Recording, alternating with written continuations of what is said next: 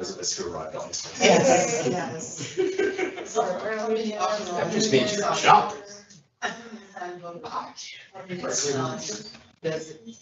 Every 5 years ago. Start with it. I'm trying to figure How out many why. members? Yes, 25 members. okay. I mean, you say as if we all know it. I don't. You're using technical language. I don't know everything. 25 members. Kyle calls himself a designee. I thought it was a great language. He's an APAB designee. He's a member of APAB, just like you're a member of APAB. That's. I am not my chair. Your meeting is live. Your meeting is live on YouTube. It's live. That's See you in a minute. No, it just means you should amongst the business cycle. And not discuss, who's what.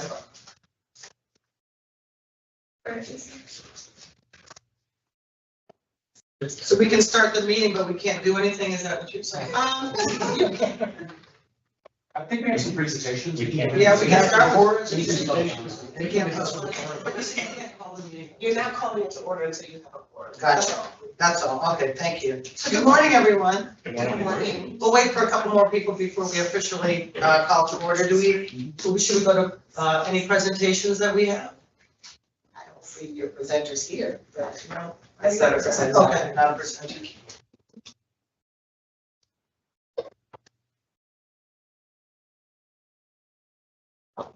Public commentary? Yes. That's next. Can we go to public comment? Yeah, you don't. Oh, yeah, we can't put minutes or anything. Okay, you public comment? No, you don't have public comment. I'm saying you can't approve the agenda for minutes. I was So does that mean we can't have public comments? You don't have public comment. There's no one here to give public comment? Actually, you. Oh, well, you didn't sign up for public comment. There was a sign up sheet for public comment? There's always. Sign the sheet over there.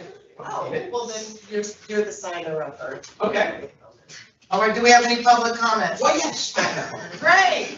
Stay there? Yes, Jim, Okay. thank you, welcome. 2 minutes. Right. So as you recall, at prior meeting, the issue was raised about the extension of the Beltline TAD. And I pointed out at that time that I thought it was a time critical issue because we are in an election cycle and there's nothing that our elected officials and candidates would like more than to not have to talk about this until after November. We seem to be in the mode of accommodating them by doing absolutely nothing about that. My NPU passed a resolution on this matter last month. I brought copies of it with me here. I was going to go ahead and. So if anyone would like their NPU to do something about this, rather than simply remaining silent until it's too late, you will have this as a reference, and I'm happy to answer questions about it. The numbers have changed slightly since our last discussion because Kyle checked my numbers and found some errors, and I used his numbers to do that. So that's thing number one.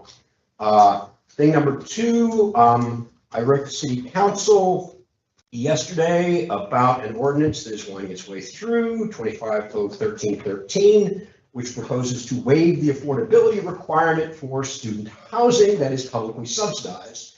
This is at the intersection of two topics that we have discussed many times, both tenementization, which we had the resolution on, and tax abatements, which we had several resolutions on.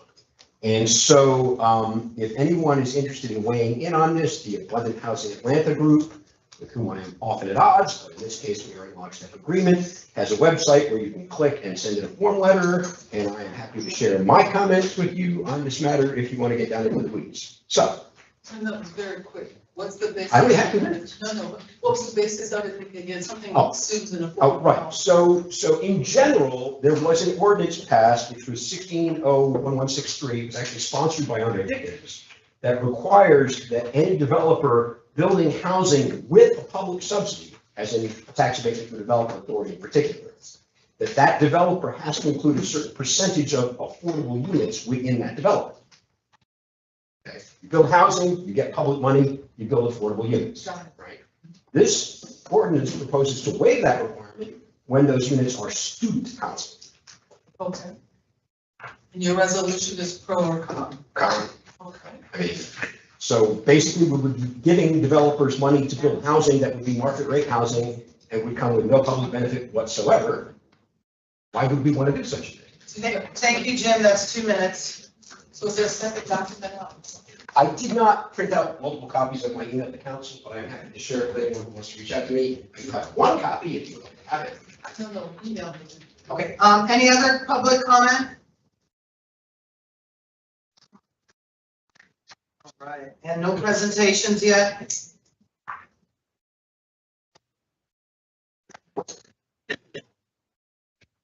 How many do we have now? 1, 2. 12. Need one more. Can we do it? Yeah, you can do committee reports. All right. Kyle, would you like to do your policy committee report? Sure. Thank you. So we met on June the 12th, a copy of the report, I believe printed. In your packet was emailed out beforehand. We did discuss the extension of tags as Jim just referenced. Also in your packet and email is an email of the responses we received from the Belmont tag into review. But we did not take any formal action out of committee could be voted on today. If there's questions, happy to answer them. Thank you, Kyle. Since we've got a quorum, I'm going to call the meeting to order. Thank you, everyone, for coming this morning. It is 10:08. Call the meeting to order. We have a quorum, and next business is adoption of the agenda. Can we make a motion to adopt the agenda? Glory, can we get a second? Second. Thank you, Dr. Nancy. All in favor? Aye, great. Agenda is adopted. Next is the approval of the voting report from last month. We can take a look at that.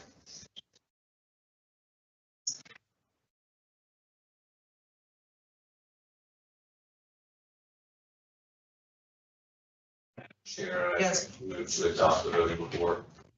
All right, any second? All right. Good second? Yes, sir. All in favor, say aye. Aye, and welcome our president. Here, thank you. We can go back to the, should we go back up or should we continue with Kyle's report? Kyle finished his report. Did you have anything else, Kyle, to add? No, just if there's any questions, happy to answer them. All right, any questions for Kyle on the policy committee? Did we generally feel satisfied with responses to the Beltline TAD extension inquiry?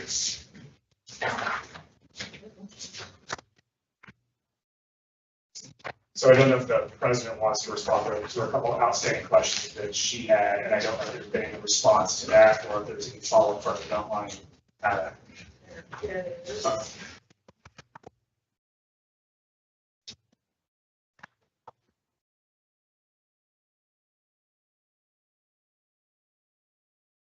Felt satisfied with the responses to our Beltline TAD extension inquiry. There was an additional response from essentially, TADAC itself also wants follow-up to those questions, and they have asked that someone from the mayor's team come to them to speak on the topic, because at this point, there's no real response that Beltline has been able to give. Many of the questions were based upon what the city's actions are going to be, and many things are still in discussion. And so the TADAC would like to have someone from the mayor's team to come and talk to them. I think the biggest takeaway is that APS has not made a decision, the county has not made a decision, and so as a body, we should also send our memo to those bodies as well, expressing our concern, and ask for the same types of responses, and probably more geared towards what they can answer as far as those entities, and yeah, that's it.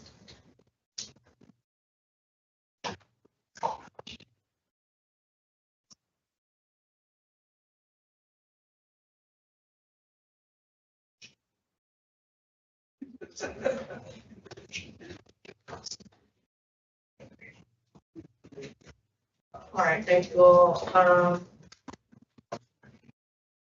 Quality of life, would you like to, oh, sorry, Mr. Hunter? So, so I understand there are outstanding questions from us, from Beltline themselves that are not answered.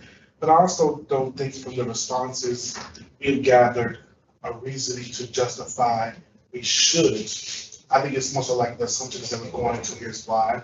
But, you know, from what the Beltline was supposed to be, I mean, I think it was a very lofty goal from the very beginning. But I don't think there also has been a justification saying why to the community, we should extend this for another 20 years. And I think that that's important, that we understand the why before we understand how long or what you plan to do with the extension, but why should we? What's the justification?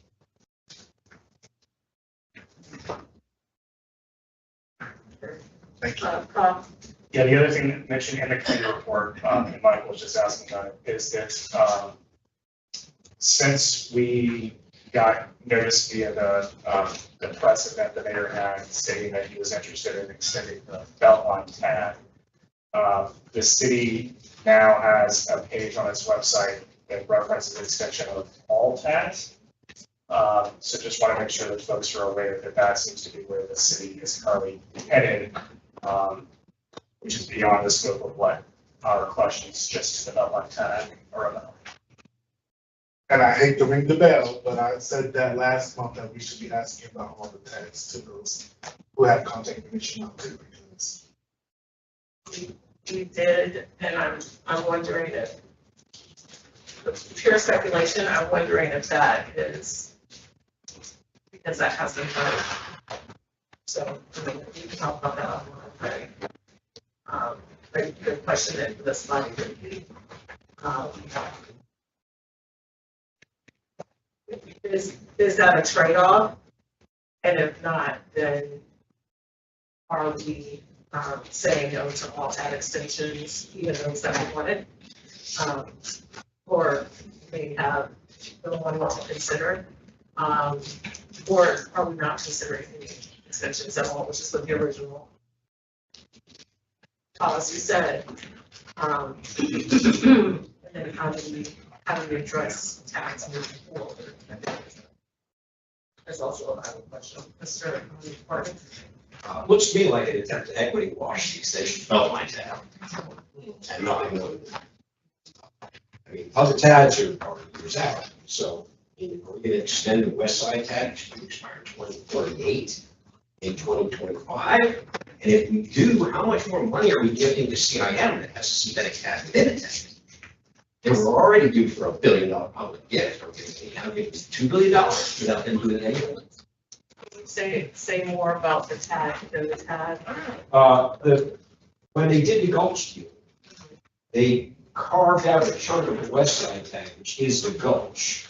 And all of the tax revenue, all the tax increment revenue raised in that area goes directly back to CIM. The city gets nothing. And all the CIM. If we now extend the West Side tag, we are presumably then also extending the synthetic tag within it. So we will be gifting more money to CIM and asking them for it. As much as municipalities and businesses love acronyms, we say the CIM is. They are the developers who are developing the Gulch project, and it's an acronym. But what is the acronym? I think the C is California. That's where they're based. Sorry, don't know. Okay. Mr. Son? Second all those comments. And to the 20-year estimate, that goes exactly with what Martin's estimating the Beltline rail for the last 6, 7 years. They said Beltline rail already by 2052. Same-ish 20-year line. Yet, I don't trust that. Imagine why I don't trust that for the next 20 years. But, you know, amazing. Thanks for reminding folks to cross those acronyms, because I still discuss what is CIM, so I don't know. So. Yeah, I mean, I knew it was a deliver, but I don't remember their name, and I don't. I don't like to presume that anyone knows what the acronym is, because there are too many, and depending on what industry you're in, it can mean something different.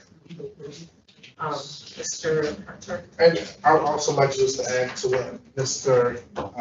Martin said, that, you know, every tag that we have, they're all different, right?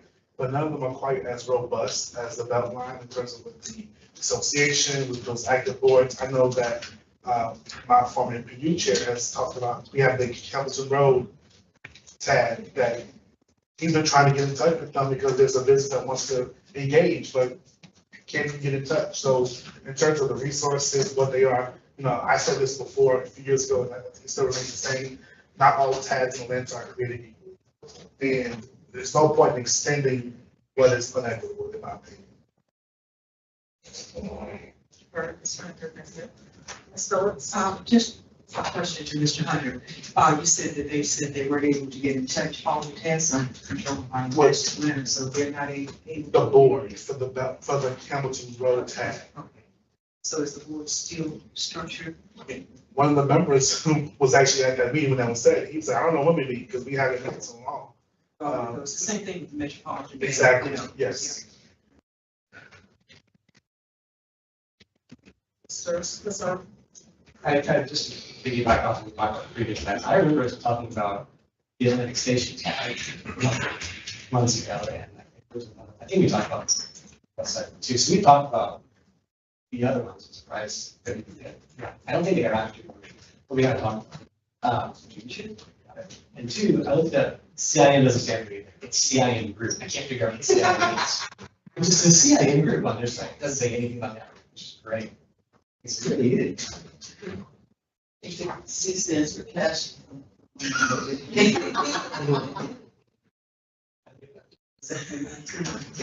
Trenton community, listen, I'm sorry, Mr. Chiller. nothing, I was being a smart aleck. Mr. Kessler, is there anything else for policy? No.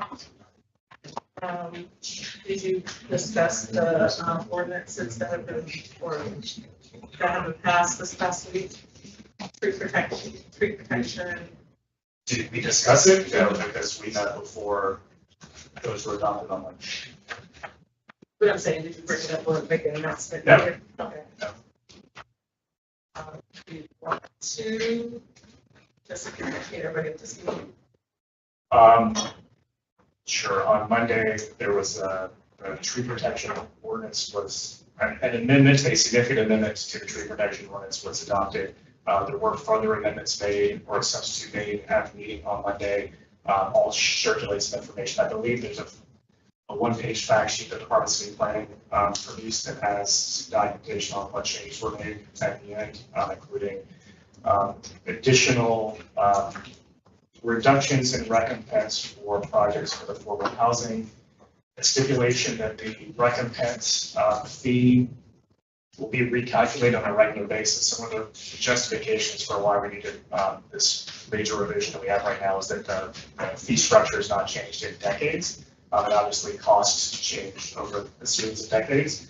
So rather than just leaving that number in there as a fixed per inch number based on 2025 values, that there will be review process that doesn't require legislation to change that number as it needs to be. But you all circulate some documentation on the tree protection ordinance. It does go into effect January the 1st, I believe. So it's not in place just yet. They needed time to administratively sort of work through some stuff and get a clear sort of deadline for any projects that have already been submitted or in process. I'll get that information circulated. Yes, so the low income senior assistance program was increased to $400,000 a year. It encourages planting over compensation payments and doubles the fine for leaving tree removal from $100,000 per acre to $200,000 per acre. The air rights to over Martin Luther King were approved for the aerial pedestrian walkway connecting the state capitol to a new legislative building that will be built at the corner of Capitol and Martin Luther King. Trails ATL will be adopted as a city's master plan for a citywide network of trails and will be incorporated into the CDP, into the comprehensive development plan. The Stitch master plan will be the city's master plan to reconnect North Downtown Atlanta and will be incorporated into the city's comprehensive development plan as well. And there's more transportation related stuff as well as an amendment to an agreement for the path recycle line to AUC connector and safety project. So just want to start to get going at some of them. I thought we were talking about the tree ordinance, but it's additional. Yeah, so I was just asking him if he had mentioned the tree protection ordinance, and there were a couple of other items that were approved at Monday's meeting because I just wanted to raise. All right, anything else for policy? All right, thank you. We'll go back to one of our presenters. Ms. Maria Garcia is here. Maria, you want to come up? Maria is the executive director at Showcase. Maria, we have 5. Oh my gosh, that's, I keep telling Sagira this, but I'm Puerto Rican, 5 minutes is very short for us, but it's really nice to meet everybody and I'm really excited to finally be in this room. I've been palling around town with Sagira and really kind of getting my bearings since the mayor appointed me in October. And so I'm the executive director of Showcase Atlanta. You haven't missed anything if you haven't heard about it because it's new.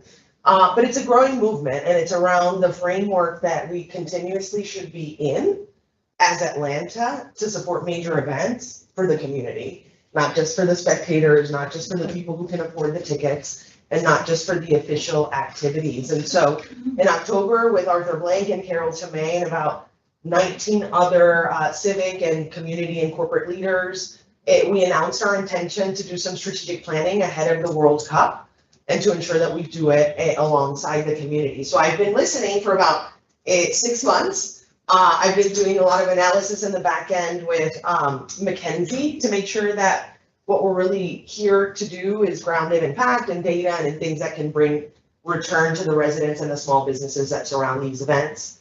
And so now we're excited because we have 3 main pillars of programming that are going to be supported by UPS and AMPSC, and then we'll go out into the market to look for additional sponsorships so that we can support community organizations, community efforts, and make sure that outside of Centennial Olympic Park, where we're going to have the official fan fest and everybody's invited, it's free, that the neighborhoods can activate. The neighborhoods can draw people to watch the games in their bars and their restaurants, on their streets. And so our 3 pillars of programming are around small business readiness, festivals and events, and then making sure that we're marketing, communicating Atlanta to the residents, to the small businesses, and then to the visitors, right? We know there's lots of marketing happening around the games, but what's important is that if there is a mile zone where people can't promote, that they know that in advance, right? And that we can support them in that process. That if you're outside of that zone, but maybe your streets are going to be closed around major, that you know about that, right? And that we're working this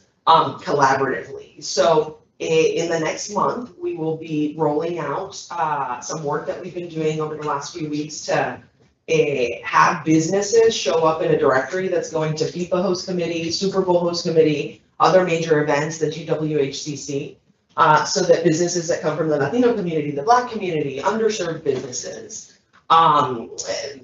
women-owned businesses, can have a shot, right, at any of these opportunities that come, not just because of the games, but because when FIFA's here, FIFA brings their employees and they have meetings here. When FIFA's here, Coca-Cola wants to host their employees. And so there's lots that will happen outside of the official structure. And so we've been working hard to ensure that our partners at the Georgia Minority Supplier Development Council, the various chambers that we have, are all working together to bring the programs together to bring them into the community. So Invest Atlanta is one of our core members and partners there, and so lots to come. And I'll make sure, Sagira, that once our press release is finalized over the next 2 weeks, that you all get it. And it's a link that anybody can use. So you yourselves are small businesses or entrepreneurs. And we've scanned all of the lists that exist in Georgia. Make sure you're already there, but if not, you can add your business. And that'll give you visibility to major event plans,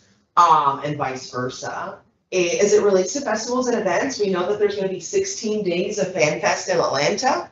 New York has all 39, and other cities have less days or similar plans. These things cost money, and so New York's kind of off into the races saying they're doing it for 39.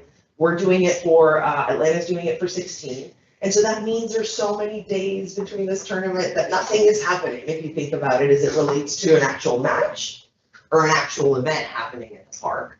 And so we've been working across the community to ensure that we can support you all as we're thinking about what events you want to have, but that we can also help anchor some outside of the specifics of downtown. So soon we'll be collaborating on announcing what would be an opening watch party and event for the community, since the first tournament games happened in Mexico, so not here in Atlanta, and then a closing ceremony for the city, right, where everybody can celebrate that we had great games since the final is happening in New York. The rest will really be hopefully showcase sponsoring groups that want to activate, and then guiding you, because there's so much that we can market, talk, support now that doesn't violate FIFA guidelines, right? If we're not saying FIFA World Cup and you're saying the neighborhood World Cup or this neighborhood's World Cup, that's all fair game. And one of the reasons I was excited to take this role is I had the opportunity to do 2 World Cup cycles with DirecTV Sports for Russia, for Brazil. And the excitement is now. The ability to tie excitement to what's happening is now, because once the games are gone, they're gone. It's like the Olympics, it's just a legacy. So I know my 5 minutes are up, but I wanted to make sure that you all, one, were aware that Showcase exists. We're now a formal 501c6, and by July we'll be a 501c3, and then we'll continue working through the city's office, the host committee, and then all the organizations, not just that are listed on the website, but that we've had the opportunity to connect with. So look forward to seeing how we can help, what your dreams are for World Cup, what challenges might be there, so that I can take a stab at what programs we might have or what leaders we might bring to the table. But I'm really excited to be a resource, and I appreciate the opportunity to present. I know your time with us, but can you tell the group a little bit more about what the ideas are behind the neighborhood activations? Yeah, absolutely. So the number one thing is viewing parties, right? Because that's kind of how the World Cup is consumed.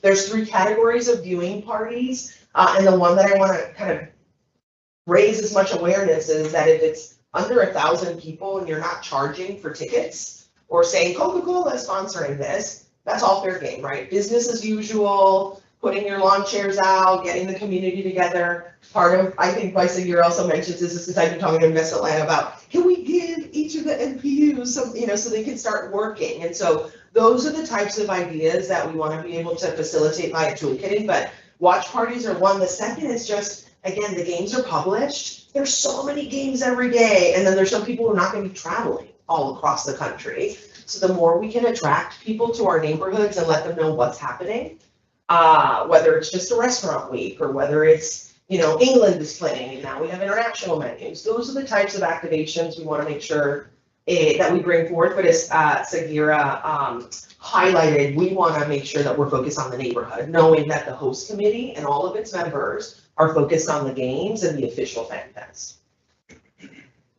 Any questions for Ms. Garcia and Mr. Martin? Yeah, you said that the mayor appointed you, but I get the impression you're not a city employee. In No. what capacity did he do that? Yeah, so it's kind of like when Invest Atlanta started, where it was like an idea and then we're putting the framework around it. And so appointed might be a technical term. Is the mayor de facto board member of this organization? So the city of Atlanta has a board seat. The mayor is the one who kind of came up with the idea, brought all the people together, and then they hired me. And the funding that you discussed was all corporate funding? Correct. So is tax money flowing to this organization, or is it all corporate? It's all corporate funding, right? And so the idea is that we can lift up the private dollars to support what's already happening, knowing that the city is investing on the top 3 things for major events.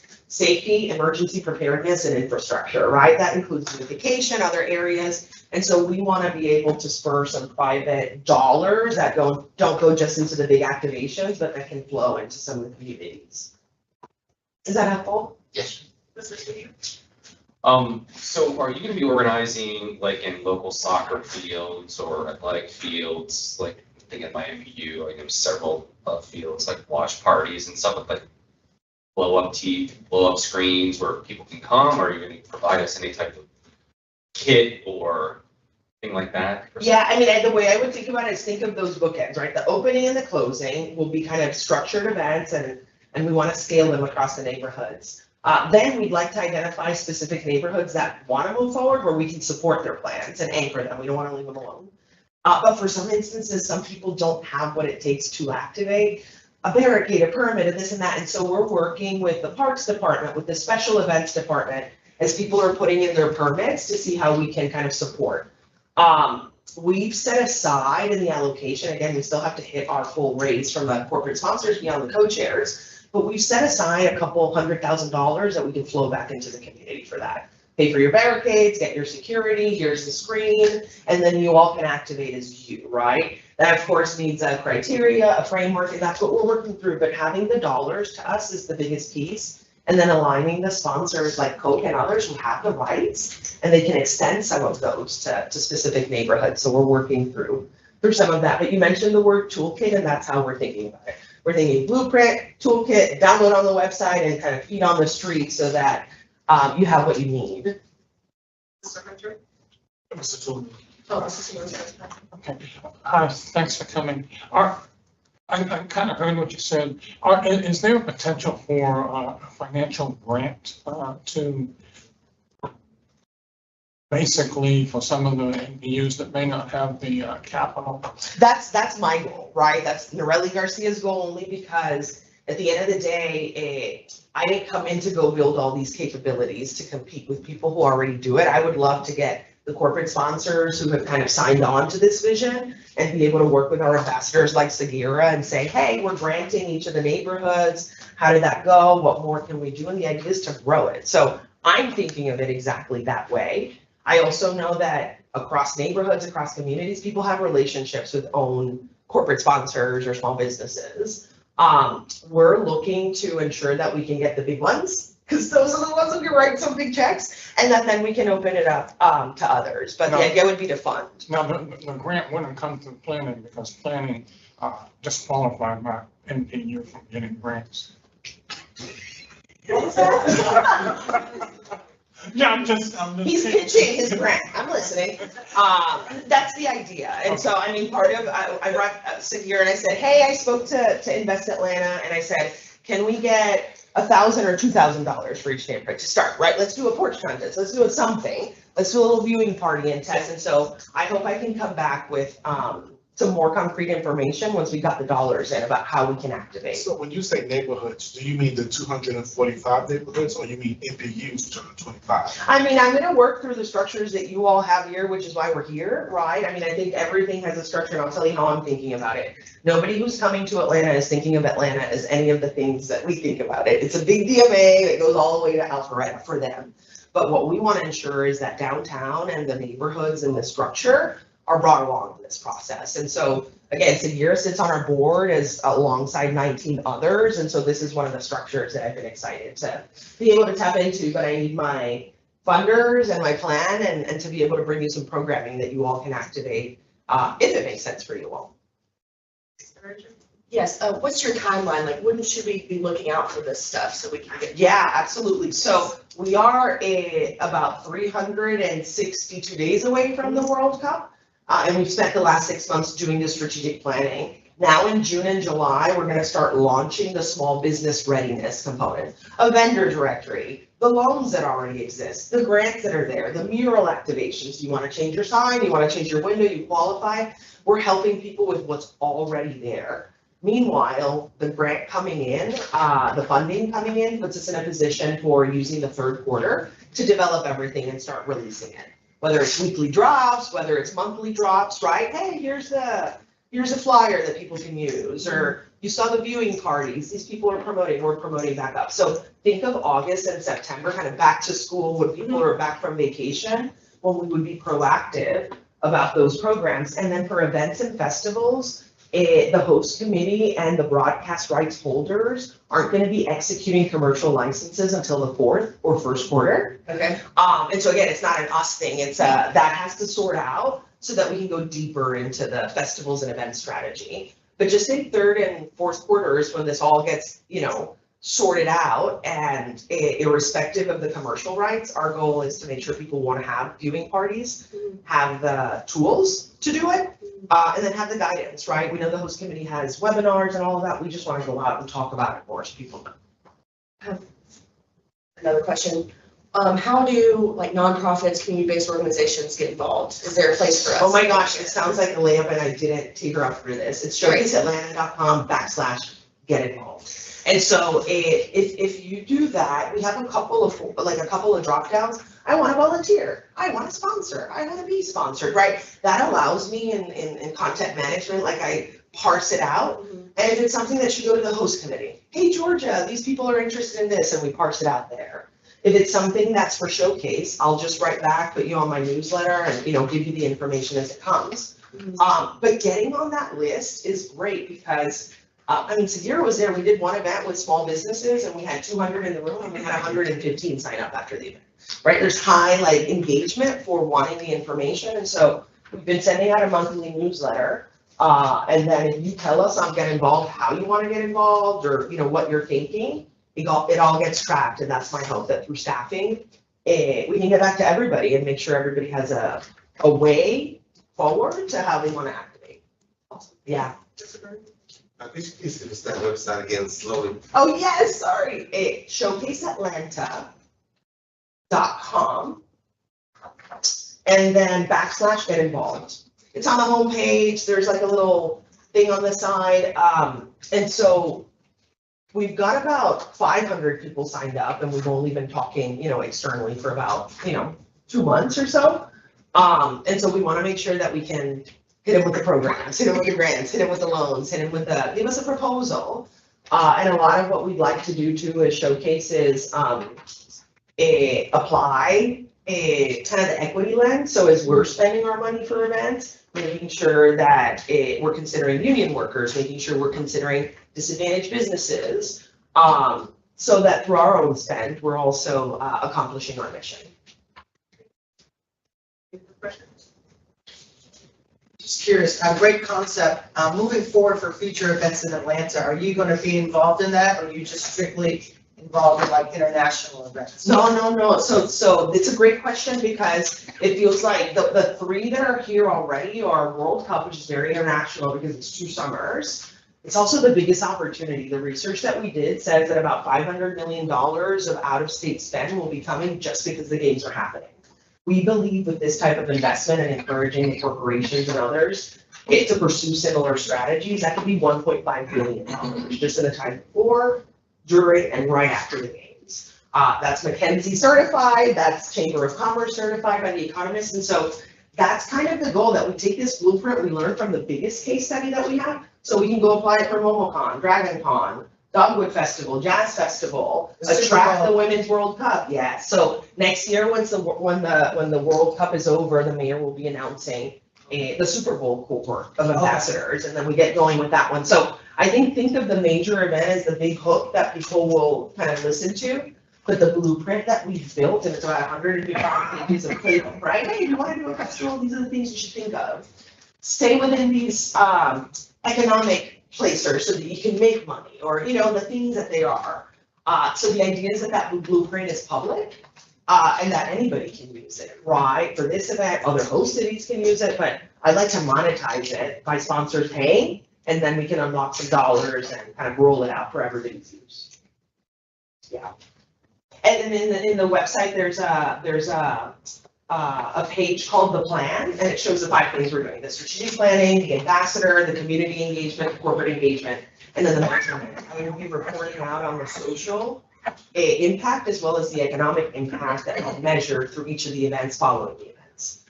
So that we learn, so that we know, so we can grow and people who weren't involved in World Cup, maybe get excited to get involved in Super Bowl, and one size doesn't fit all. But I think the strategies we found were, because we poured over 76 case studies of all the Super Bowls, all the Olympics, and all the World Cups. And we pulled things that we could execute, things that didn't cost Qatar money to do. Yeah. Mr. Marshall? Are your estimates of economic impact based on the internet model?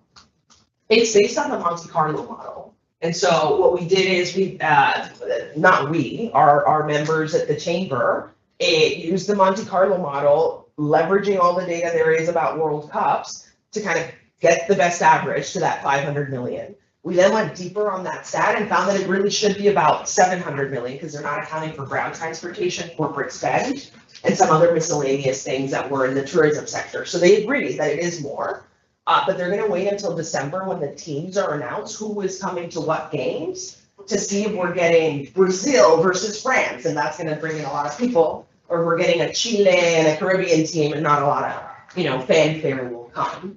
And so I'm happy to share the report. I don't know if we have it on the website, but it's on the Chamber's website. And I spent about 3 weeks with the economists learning about what the Monte Carlo model was. So I'm happy to share that. Any other questions? No? Thank you, Ms. Garcia. Oh, I can see there's a little one there. Yeah, well, I wanted to mention. Oh, the implant is the model that the development authorities use to estimate the economic impact of developments, but I've never heard it used to estimate the economic impact of events, which is what I was curious. Yeah. They use, and I'll share it with you, but they have their methodology there. And then bringing in people like the Development Authority and Investment Land and others, kind of the goodness is all coming together, but we're staying focused on big events are coming, people eat, sleep, drink, and move around. Those are the major factors that drive that figure. Congratulations. Well, thank you. I will touch bases with you and ask that you come back again later on this year once we have some more programs in place, but I just wanted the body to be aware of what was happening and what the timeline looks like. Absolutely. And we absolutely encourage anyone that interacts with APAB to come to us beforehand, before you start your engagement plan, in order to get feedback and input about that engagement. Yes, absolutely. I'm excited to do that. And so here, there's a couple slides from the ambassador plan that I might kind of pull together so they have them. And then when I come back, you'll see the action against it. So I'm excited to collaborate with you, and thank you for everything that you all do. You're here on a Saturday. I appreciate it. Thank you. Thank you, Ms. Garcia. Thank you. Hey, good to see you.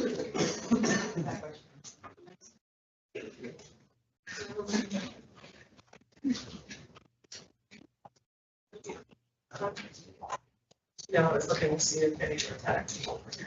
All right, Mr. Hunter, actually, we'll go to Ms. LaRue. Are you ready for your report, or do you want? No reports today. Okay. All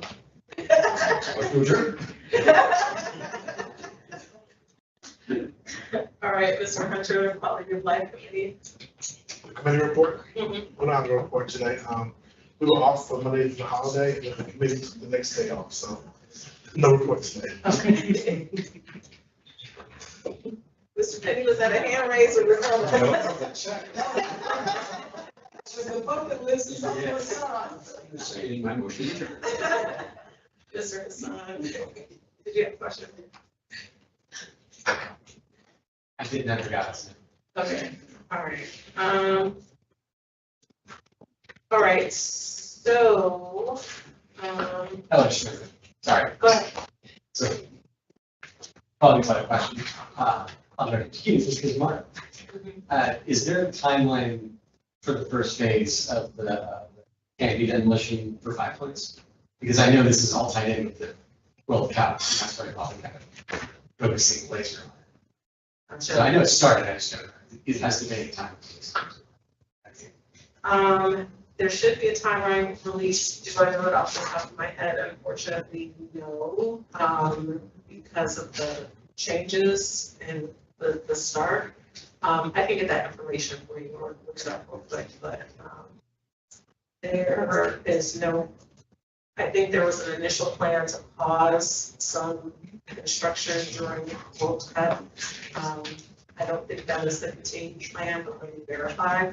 I think where the construction will be and with the pedestrian access, there are new ways in which the construction will happen as far as the working at night versus in the daytime, et cetera. So I think the anticipation is that it will stay, that the construction will continue to happen. Let me verify that. Any other questions?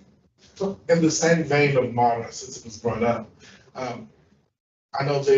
I believe they just adopted the new bus network redesign. And I don't know why I thought when they launched it, I remember that it wasn't going to be adopted at the end of this year. But did the timeline change? Did it get speeded up? Because, there's just a lot going on. But also I feel like I haven't heard from a lot of people are just not happy with the changes, nor was it thoroughly explained. It just seems like this is what it is. It got adopted, and now I guess we're into implementation. Can you rephrase your question or ask the question? Did the timeline change that was rolled out last year? I thought it was going to take a full year cycle with engagement before they adopted it. To my understanding, the plan has now been adopted.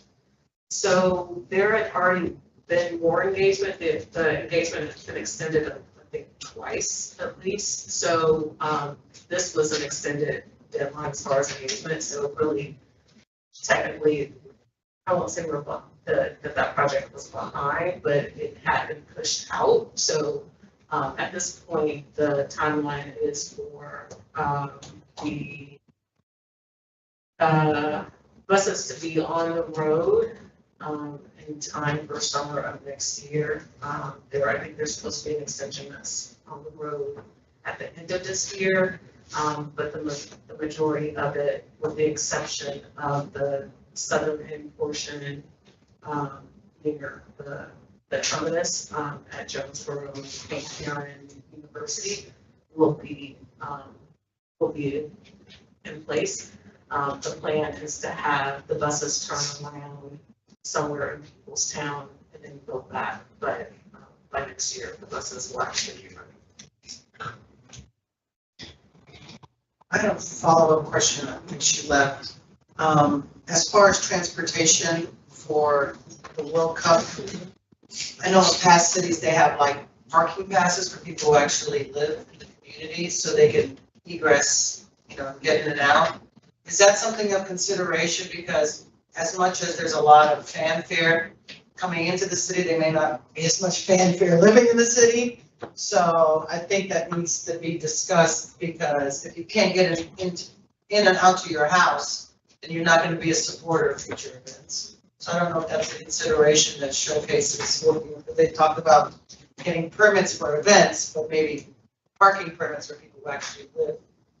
And then the second thing is, are they working like the distance from the Mercedes-Benz as far as transportation? Because I know they're trying to get a lot of people from outside of the city to come in through Marta, so I was just curious how they have that whole transportation situation for people who actually live in the city and are affected by it.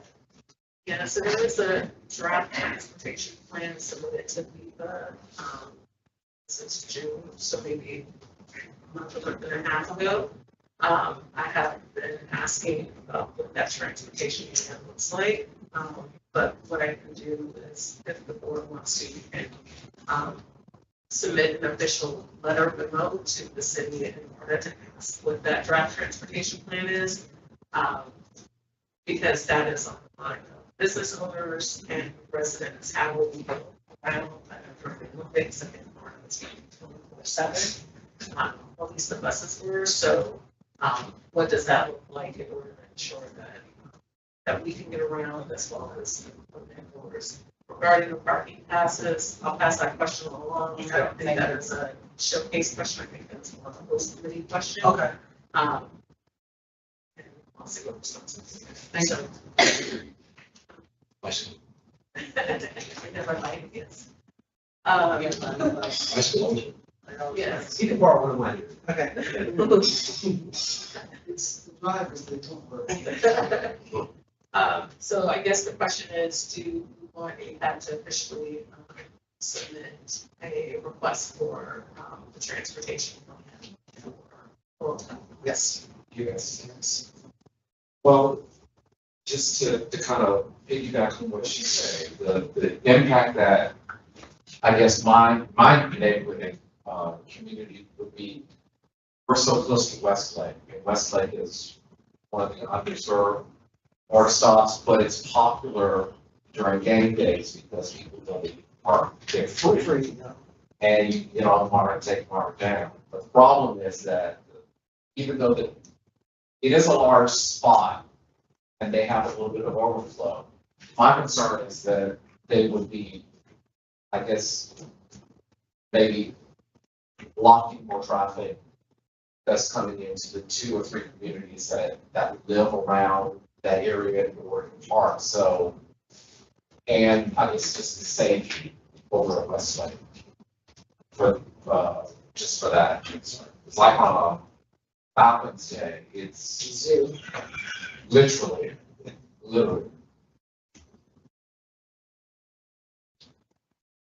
Do you see an increase in security or? Most definitely, there's no security out there, just even for the Falcons Day. Okay. Period.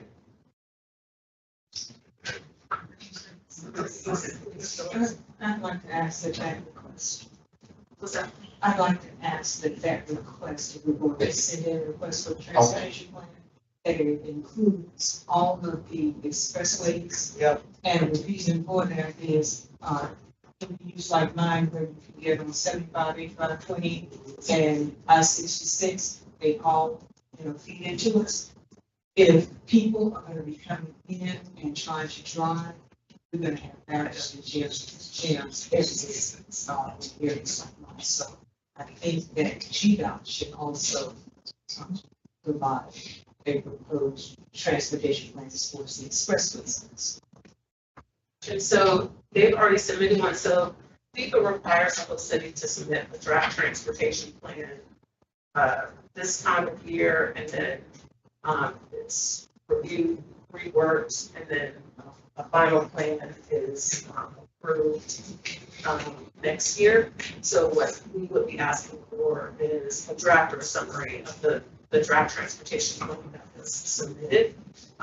And all of those entities are included in developing that transportation plan. So GDOT, ATL, APAB. So all of those seats are at the table. For us, it's an information piece because there are so many questions and we don't have an answer. And so even though it's a draft, at least we have some idea of what the pitch is, and if we have any, we see any gaps or any concerns. So, for instance, what you're talking about, at least Westlake, some things you're talking about, or South Atlanta or Southeast Atlanta. And those are things that we can raise appropriately and get those addressed because they may not think about those pockets because those aren't typically what people think about when they think about large scale events. Well, can I just add one more thing since we're talking about just that soccer again? I lived in the same address since we had the I guess the Super Bowl. So it's kind of funny. I'm just I guess far enough away that I don't have as much of an impact. But since Martin Luther King now has been renovated and the traffic's somewhat, I guess, calmer, there's this larger traffic issue that's on Westlake. And some people use Westlake, not Westlake, well, they use Martin Luther King as kind of I guess a cut through just to get to the stadium. And the entrance to Martin Luther King off of Westlake, I guess GDOT is kind of reconfiguring that whole interchange that's right there. And it kind of bottlenecks up towards the stadium and it impacts, your issue, Mosley Park, Washington, I mean, all of that, all the way down basically to almost Grove Park on that side, with just the Westlake traffic, Martin Luther King, Boone, and not only Hollowell. So is there a direct ask or just a? I guess maybe my direct ask would be, what is the, I guess, how does the transportation plan impact at least that portion of Martin Luther King down to Westlake? Because I think that they only really impacted down to, was it about David Abernathy, but they forget about the rest of it. And people still go down that way, they'll turn right there, they're Falcons fans, they're basically, they know they can come all the way down to Westlake and, 20 that way, or all. Mr. Brennan? Rather than maybe discussing individual traffic patterns in the city, could we just get a copy of the draft transportation plan so we can all take a look at it and consider what the impacts of that will be on our MVUs, distribute it to the neighborhoods, let them consider what it'll be for their neighborhood impacts, and then potentially invite AT&T to come and maybe talk to us about our concerns. Absolutely, that is the intent. Also, Mr. Hunter? I almost don't want to follow up on what Mr. Barnett said, but I wanted to add to what Mr. Virgil Penny said. So the same thing for Westlake happens at HE Homes. And I think that the people who use those stations during events are actually the locals, because we don't want to get into the hustle and bustle drive into the city. But those are probably some of the not so best kept stations. I live in the parking lots at Cravers. And so if that can be addressed, or if that plans to be addressed, I think that should be making some issues. Because that's not downtown, it's not in the city center, but people literally get dropped off to the front doors of the stadium from those stations.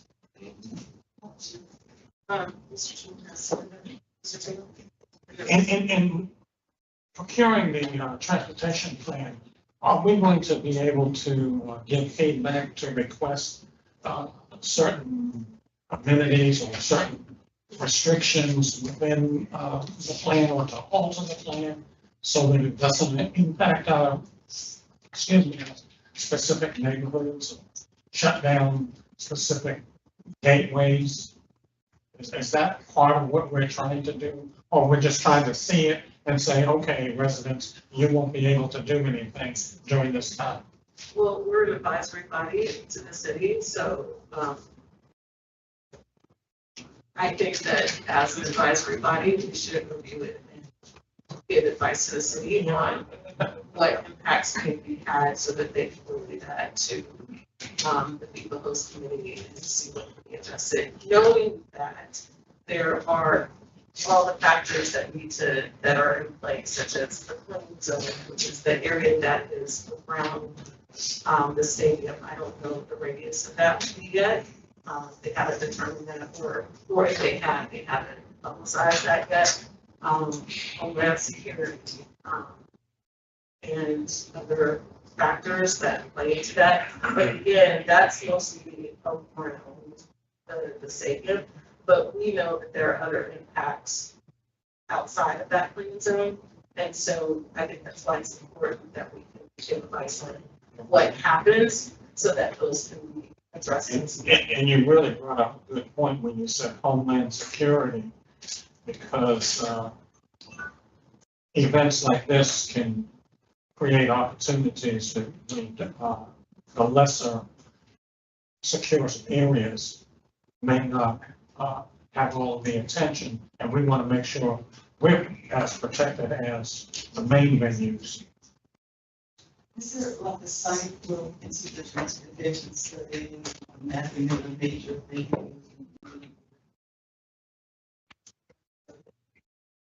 I've perused the people sites. They have different entities where you can go to the host committee, to the host cities. But I haven't seen anything like that yet, and I don't know if that will be public yet because it's still interim. Yeah. Okay. Not our timeline.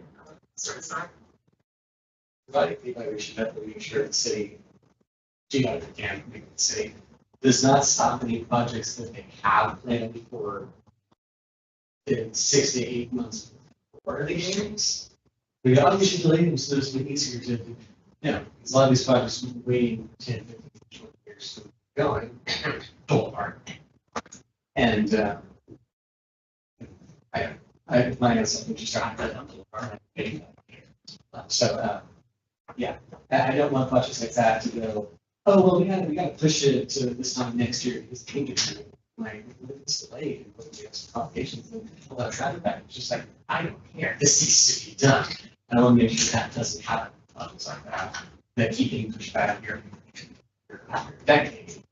And it is just another excuse to delay something that is all. Just, yeah. So, in feedback, I want to make sure we stress the facts. There's going to be potentially a lot, especially east side of southwest side of your avenue. Why?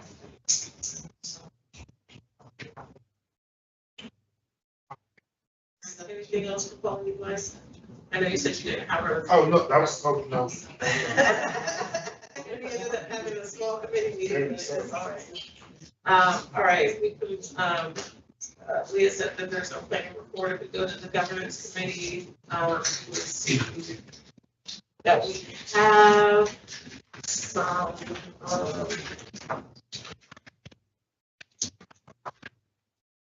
our proposed amendments to the bylaws. These were given to you all last month. The only response I received was from Mr. Thurman, who said he didn't have any input or feedback, so Mr. Thurman, you're not here.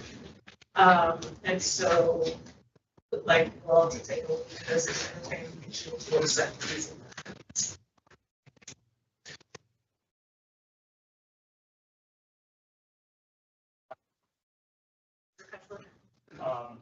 On page 4, under resignation. If an officer resigns from the board, such resignation shall be effective as of 15 days of resignation. The president shall appoint a member who will remain term of office. I'm curious if anyone from the bylaws, subcommittee, or whatever else can explain or talk about the 15-day matter, and then as well, since per our bylaws, we have a president, a vice president who are members, and then a parliamentarian and a secretary who do not have to be members. Do we want to include shall appoint a member to fill the remaining term, or strike that and just make appointment, which would be in course of whatever status they are, rather than not having a process or forcing a member to take up this position if they're not a member. Say that, strike that. Mr. Speaker, the Vice President currently is here.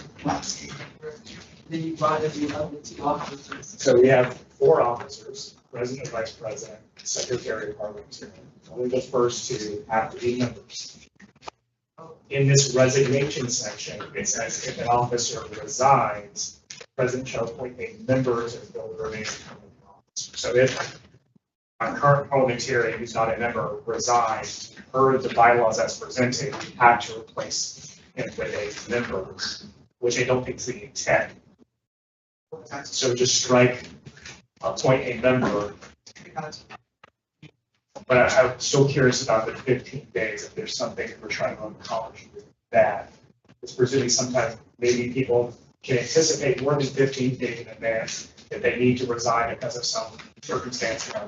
Like we've had members that had pregnancies or whatever else they needed to sort of go, or if there was something where maybe someone needs to resign effective immediately, and this would be a problem if it says it doesn't take effect for 15 days.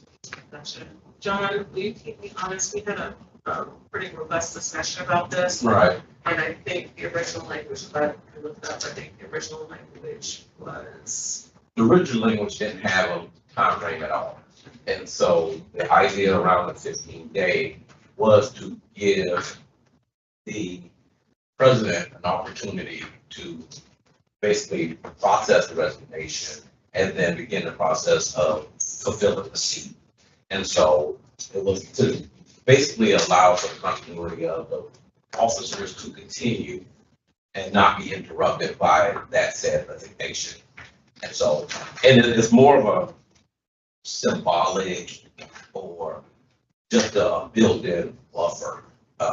Hopefully, within that 15 days, depending on when it was, we may be able to have a general body meeting, and then a resignation can then become part of the general body. That way, they're just trying to create a window by which more folks were aware of the resignation that's happened on the first Monday of the month, and in the overnight, as no one was aware of it, but the president has to figure out what's going on. Given 15 days, that gives them time for notification to the rest of the board, give opportunity for folks to step up or the president to appoint someone, just to give a 2-week time to work to refill the position.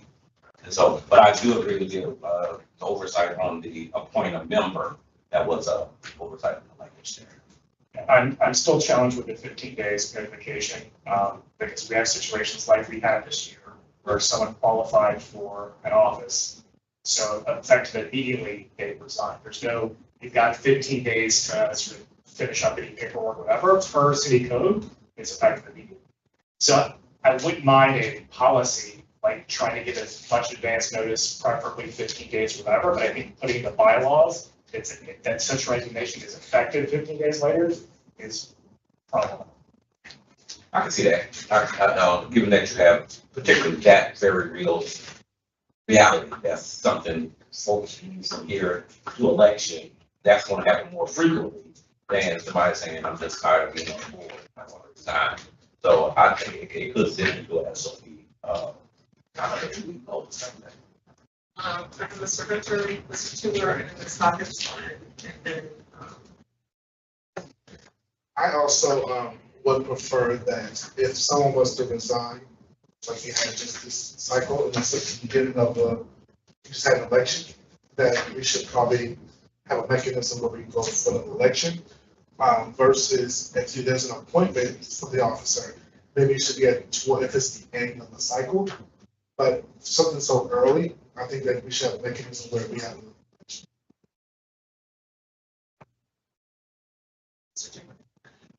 If someone else wants to comment on what's on the table or what's being discussed now, I'll wait because I have a new issue that I'd like to bring forward. any other questions about the resignation clause? Yes. Well, just to the point that Mr. Hunter brings up, we only have 2 elected officers, right? So this situation will only apply if the vice president resigns. And I think we did a decent job in handling that situation this past year, earlier this year, where the president can still make the appointment, but that was ratified by the body. So I don't feel that this necessarily needed to be a solution, and then we're going to debate whether or not it's 2 months into the year, 5 months into the year, sort of what that timeline is. Versus I think it worked out well the way we handled it. What if that body didn't ratify the decision according to the bylaws? It's the appointment of the president.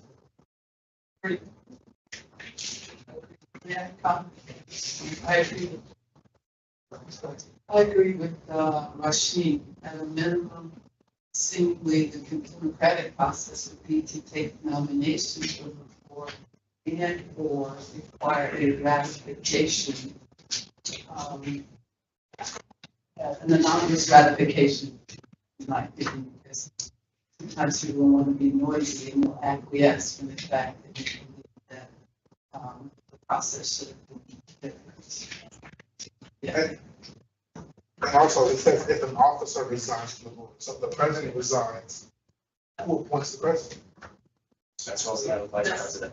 No, okay, that's not saying, if we only have 2 officers, it didn't say if the vice president resigns, it's if an officer resigns. The president is an officer. But if you go to the rules of the vice, well, actually. That's a conflict in our bylaws, that this is passed as is. Let's speak like it was. No, I was going back looking at the and it's actually not outlined in the bylaws, the roles of because the succession rate to that point there, the assumption and the way it should roll is the president resigns, the vice president automatically becomes the president. There's not an election for the president, because that's just natural succession. But that is, I don't see that, that's not outlined. That's natural to. Doesn't it default to Roberts, excuse me for interrupting, but doesn't that default to Roberts as opposed to having, if it's not covered in our bylaws, it automatically defaults to the common practice in Roberts? To be clear, we're reviewing just the amendments, not the full Gotcha. document. That's right. You're not signing in the document. Even with that, if the chair is no longer there and the vice chair succeeds, what happens then in terms of the fulfillment of the vice chair? They appoint. When they become president. They would appoint the vice chair, but again. Who is that? The vice president becomes the president and then appoint the vice president. Oh, that's That's- democracy. So I appreciate this discussion. I've been asking for this for a while. So it doesn't sound as if anyone is ready to call a motion to accept these amendments. So what we can do then is, unless there are amendments here, if you want to parse these out, there are areas that you feel should change back, and there are areas where you're ready to move on. Then we'll certainly do these, again next month, and I'll do this next month, and have you all actually read and submit your feedback, so they could be incorporated, and then we'll vote on those. But if there's any area of these amendments, so the purpose, removal, meetings, like some of these are very straightforward changes. If there's anything. Madam Chair, I have a question on removal. That's what I was delaying for. And it's not really this, but it's later on in the bylaws, and it's dealing with the absent, being counted absent if you miss the 30 minutes. Does that affect your total presence in terms of, if I'm marked absent, does that mean I cannot vote on an issue? And it doesn't sound like it does, but I'd like some clarity on that, because if I'm marked absent, that means I'm not here. And so logically, I just like clarity on that. Good question. That is actually already in our bylaws. We just moved it from one section to another. So that is our existing language. So that would be a good question for previous members. Just in terms of how the information is presented, it doesn't seem like just presenting the amended sections without, outside of the totality of the bylaws, is saving a whole lot of paper, and it is creating some confusion. Could we not have the totality of the bylaws with the amendments redlined instead of just the amendments themselves? The bylaws are in the packet. No, I understand, but I mean, but this section at the back, the complete bylaws, and this section that we have on today's agenda with just the amended portions, you have to sort of flip back and forth to, oh, I should say this, oh, it does say this, it's just, not being changed, so I have to go back and find it. I'm sure that's I can't imagine why else. And I have 2 more points. So I did check, it does not say that the vice president succeeds the president, they are removed or vacate the office. It says in their absence. Absent means she can't come back. So it does not say that in our current bylaws. In addition, so there's nothing that speaks to replacing the president and the vice president. There's nothing speaks to succession. I'm trying to find also too where we list Roberts as our parliamentary deferred guide. I don't see that in here. in the original. In the original. It was before, but I don't see it in the current draft that we have now. Page 10. Okay, all right. And then the other thing is, in terms of the amending process, it's supposed to be introduced and on the table and then we vote on it. So we don't amend it. We can introduce it any meeting, but it takes 2 cycles to amend the bylaws. These were introduced last month. Huh? These were introduced last month, but we again, we just hope that this, These were introduced last of the meeting. so we can consider this the introduction. As we do the introductions, as they were approved. This is the first time we're seeing this format. Please submit your feedback by July 3rd. In writing to via email to Catherine. It's not fair, even though the individual lives, they're not included in voting. That's not the case. No, that hasn't been our practice. And again, I don't know what the original intent of this language was, because this is actually what's currently in our bylaws now. The reason that it's in red is because it was moved from another location that didn't quite make sense. The best practices, they give arrival time because it turns out it's so low. So, the reason why that was included, just for historical purposes, is that once upon a time we had issued quorum. People will be coming in mass entries, and at the people got here on time and we can't do business, and they will arrive 30 plus minutes late. Or leave, or you leave early, or before the scheduled time. So that's why that was put there, to encourage people to attend on time, so we can have a quorum and get the business in the body. I think what she's saying is we need to revisit the black people in the area, because if they're alive and well, they're not absent. It was absent in terms of, because we also put in a rule, and you actually were part of this discussion, we did this, as a vice president. It was because if you are absent so many meetings, that's gonna be reported back to your NPU. So in theory, if you are absent or historically late, that should be reported back to your NPU. Because you could be possibly impeding the business in the body.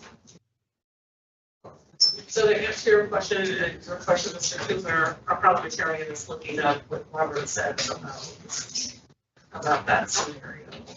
Because that's a great question, and if that is a conflict to what actually happens or what can happen, then we need to address that. Essentially, it can, you're giving arrival time. Or rise, because this is necessary to keep the core, because it needs to be why at one point in building, you had 12 people present, and subsequently you have 15, so kind of speaks to the order that other individuals came to the table. They've given arrival time to explain why we had 13 voting earlier, and then we had 15 voting. Oh, you're talking about on the sign-in sheet, yeah, I don't think you would report that on our. We don't report that, we don't report that. Well, the vote was that he's considered absent even though he votes. I think that's a dichotomy. Well, that's what we're saying, and our parliamentarian is looking at that, so we can address it, whether it needs to be addressed via SOP bylaws. To make sure we're clearing up any conflict. So we're not ready to vote on this. Please submit any feedback, any other feedback, comments, by July the 3rd. And we'll raise this back. I sent over a draft strategic plan. We weren't able to get that printed. I was having technicians. We're having technicians now. So we'll address that next month. If you can, again, please read and provide feedback, because it will be submitted as a first read next month. And any insight beforehand as much as possible, but we appreciate it. Back to email at apab@gmail.com. Mr. Hunter is Mr. Kessler was manager by July 3rd. So that we can move forward. We've been working on this for quite a bit, and we need to continue moving that on. board appointments for any of the pending approved. Yep.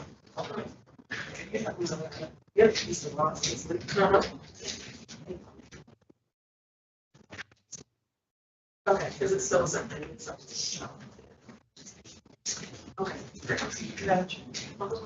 Two, recommendations for employees for how does that work? Do I just submit them to you? And so, Mr.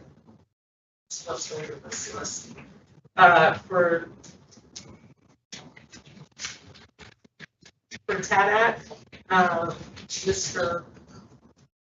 Brody Wall, indicated that he does not want to serve on TADAC. His term expired on April 16th, so we'll have to replace him, as well as, I know last week I said we had some 22 TADAC members. We actually, based upon Beltline's website, we still have 7 vacancies to fill on Beltline TADAC. So we'll need to 8 of that 7. I don't think that's happening. That will fit the spreading this.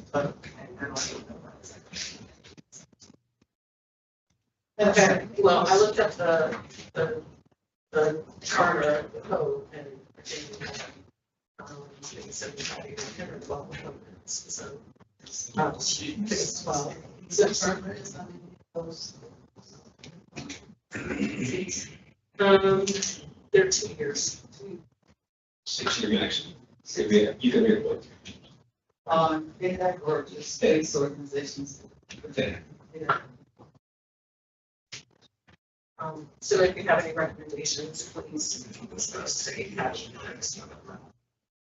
And some of the considerations that we discussed last month were not just people that really don't like communities, but those that also don't live in Beltline communities because they're impacted by the Beltline processes, policies, expenditures as well. And so having that perspective has been. Ms. Phillips? Just a quick question about the appointments. We voted on Corey last year, but it's still showing it's pending. Is there something else that we need to show about this? She did.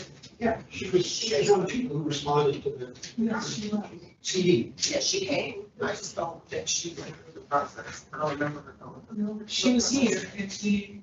I know that part after that. There's a process after that part where they have to go to council and be confirmed or reconfirmed. I don't know if she went back to council yet. Okay, so she needs to get in touch with you. She should. And I'll look and see if I have her package already, but I don't think I do. Yeah.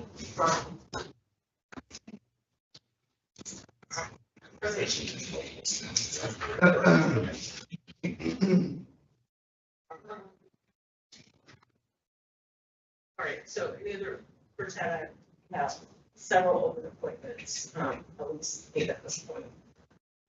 So if you have anyone that you'd like to recommend, please email.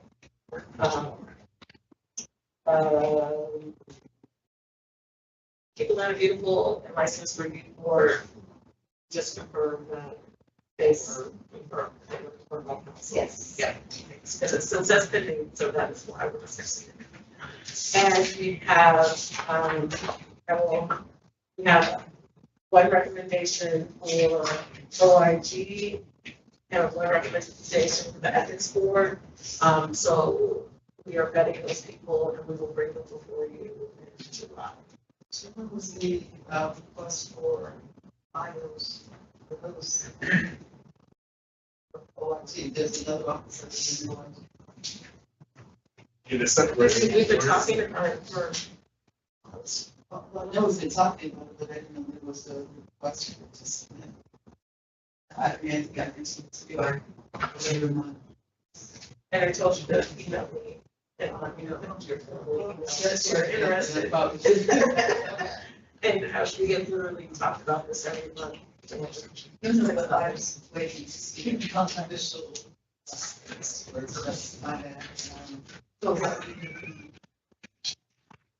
When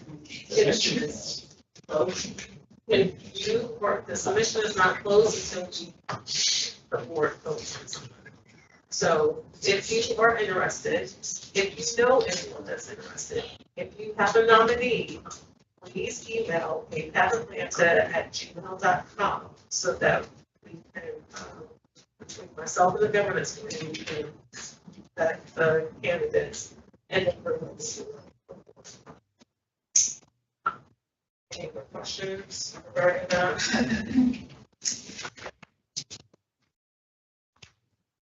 All right, so that is it for, actually, I take that back, that is not it for governance committee, just, you can see on the report, there are some outstanding items we did get, finally get in touch with the stand up, they have confirmed, that their audit is complete, that our monies are in place, and will provide the process for requesting funds from them. I've gained access to the website that, that Sizemore created for us last year. And we are still waiting for, to be able to gain access to our domain, so that we can actually do something on it. So those are the things right now. Anything from, public relations? I emailed more logos to be able to bounce back. I can get to. I am on this. So whenever you do just send it out, it's too hard to pick. Yeah. You can actually, you can. Send it out to us on Monday. Okay. Because we need to be able to see that, and so it's not perfectly.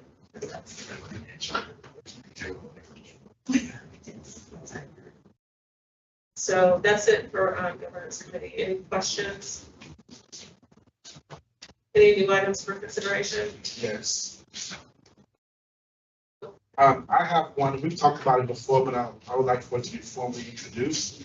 No particular committee, but requesting or providing study equivalent to advise the city to create a unified calendar to include one place for public notices, one place for events by elected and also departments, one place for base meetings where you go and see where they are, and one place for city council committee meetings and other meetings.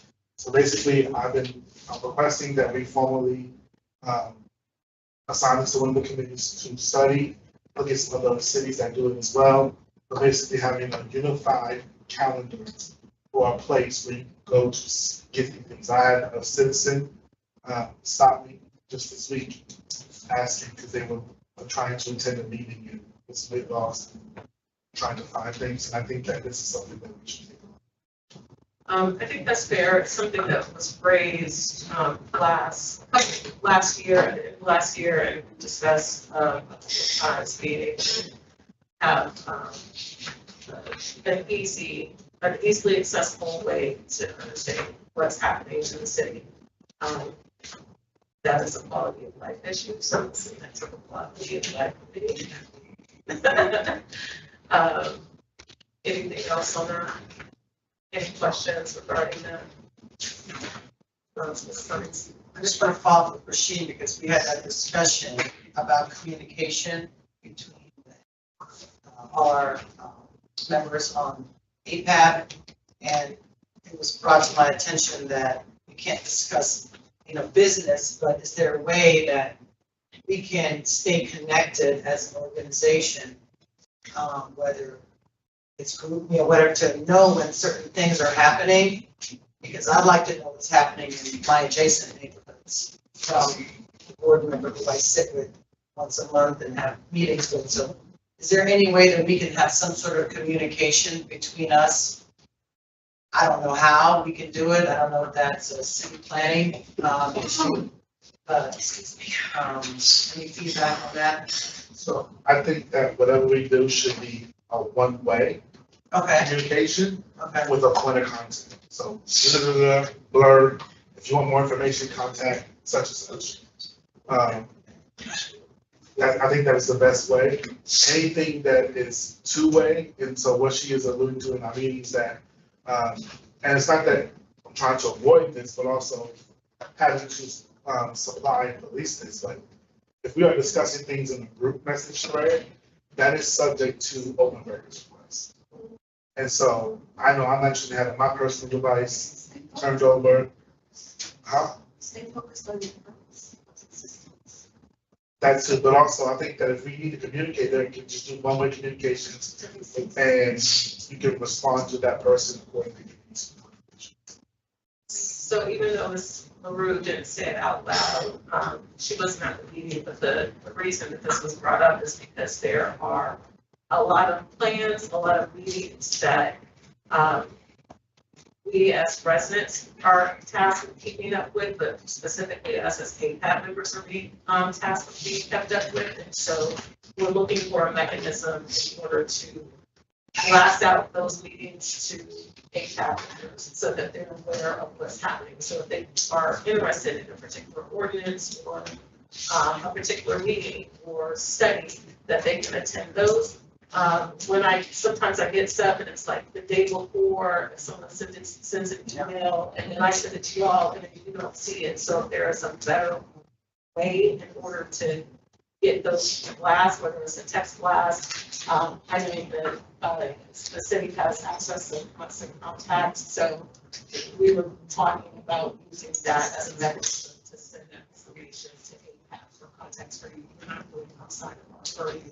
You're really actually trying to pull it in. So we can take a couple more questions, and if Ms. Blywise has it, I have for consideration. Who has more comment?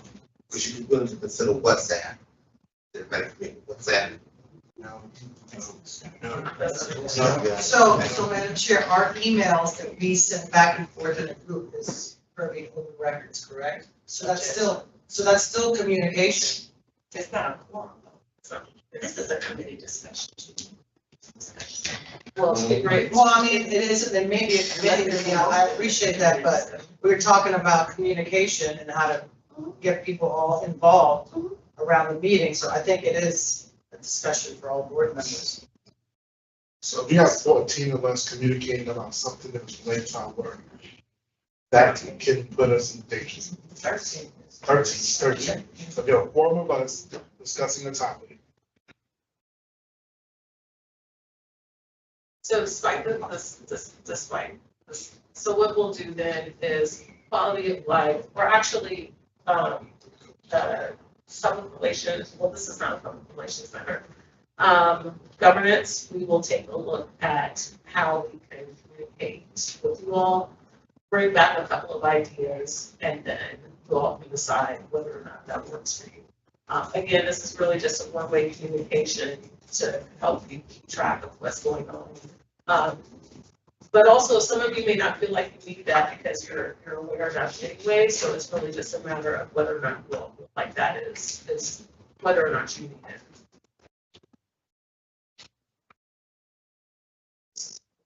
I'm not hearing any comments either way, so we'll move forward with it. You all let us know how you feel about it.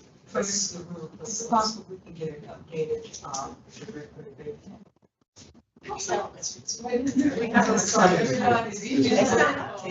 She said update. Okay, I know she said update. I heard yes, yes. You can't get. I can put you otherwise. You can get me otherwise. Mr. Hunter and Ms. Blywise. Oh, actually, she can go. I have another topic of consideration. Okay, Ms. Blywise. I wasn't quite sure where this should go, whether it should go to committee or not. There are so many ordinances coming through, and as they're being voted on, they're being voted on with amendments. And I know so many of the MPUs have given feedback, and it's not clear, like the tree protection ordinance.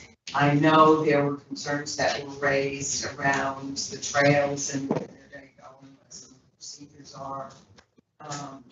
How do we, once they post on the city, you can see what the vote is, but I wonder if there's a way that we can, as APAB, going back to our MPUs, have red line copies or something that we can take back that shows what was adopted, what wasn't adopted, what changes are there.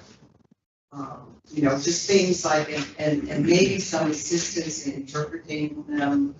I was trying to follow on the amendments, whether there was a cap, what happened to the caps on the tree protection ordinance, and I actually couldn't understand the language, so maybe if we can talk about our follow-up on these big,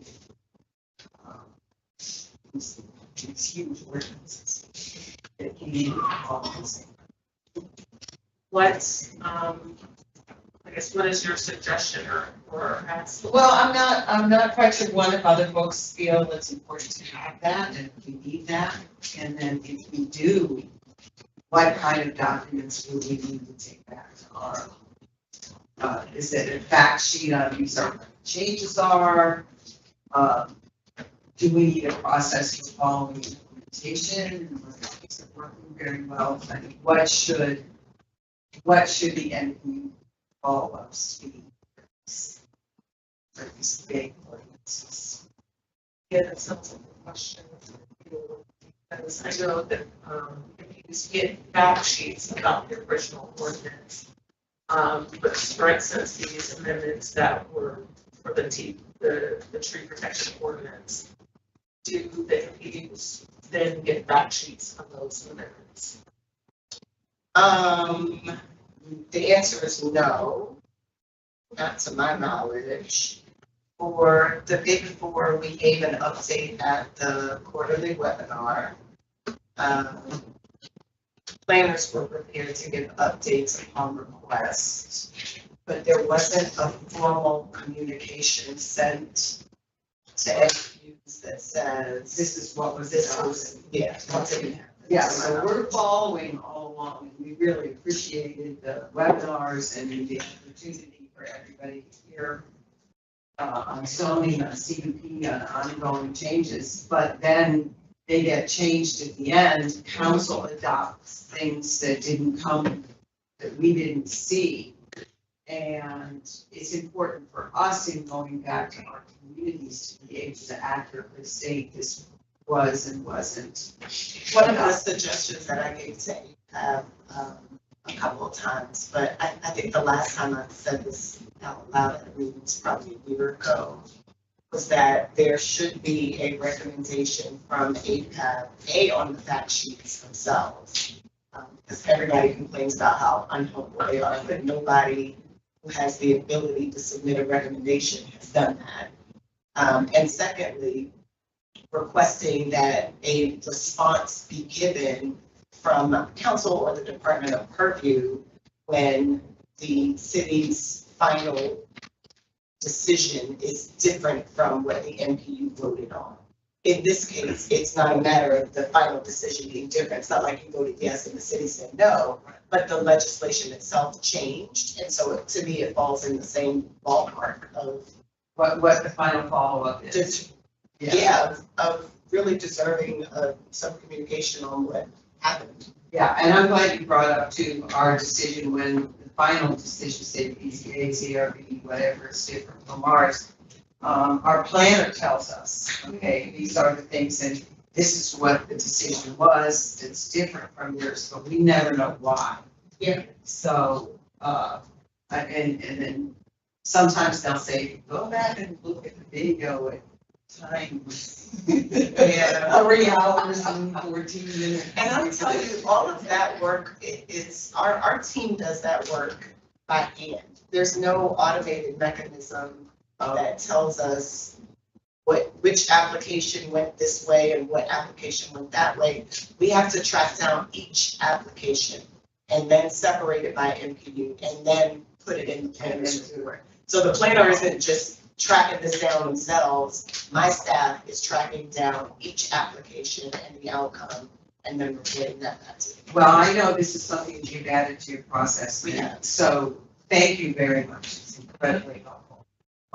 Let's look. Are the planners reports, are they posted anywhere? I don't think. Yeah. Well, you mean the, like the updates, the announcements? No, kind the of? actual planner's report. The planner comes to our MPU and we vote on these ordinances or whatever. We have no idea as to what the other MPUs, how they voted. So you mean the voting report for citywide ordinances? Yes, the voting For report. citywide legislation? No, that's not published. Is there a typical process that the planner's reports can actually be posted on the dashboard so that before my meeting, I could check to see what our Nancy's MPU voted on this, ordinance or everybody else's? I said no, but now that you're saying that, I did ask for that to be done, and I think it actually is on the dashboard. So just give me a second to look. I might have been mistaken. I remember asking some time ago for that to be published. And I think it might have been, and I think I just forgot. That's fine. So I saw an article this morning as I was getting ready that Mr. Martin asked about previously.